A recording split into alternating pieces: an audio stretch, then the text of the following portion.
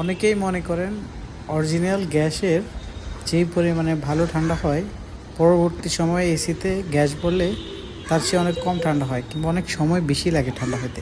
Actually কি এটি সত্যি কথা? আসলে এই কথাটি একদমই সত্যি না।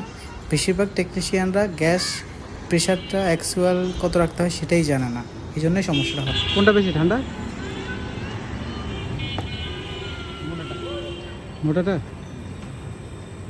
মোটাটা যখন ঠান্ডা বেশি হবে তখন বুঝতে হবে যে এসির ঠান্ডা ঠিক আছে।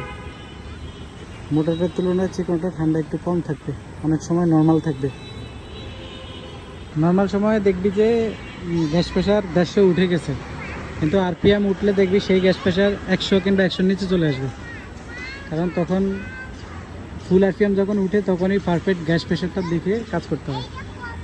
যদি এর আগে আগে বন্ধ করে দেয় তাহলে ঠান্ডা কিন্তু পারফেক্ট আসবে না, অনেক কম আসবে। ঠিক আছে, 120 কিংবা 130 প্রেশার যেটাই দেশ সেটা হচ্ছে পারফেক্ট। আরপিএম যখন উঠবে তখন দিতে হবে। আপনাদের যে কোনো এসির যে কোনো রকমের সমস্যার সমাধানের জন্যে ফোন করতে পারেন আমাদের স্ক্রিনে দেখানো নাম্বারে। আমরা সারা ঢাকায় হোম সার্ভিসের মাধ্যমে এসির যাবতীয় রিপেয়ার কাজ করে থাকি।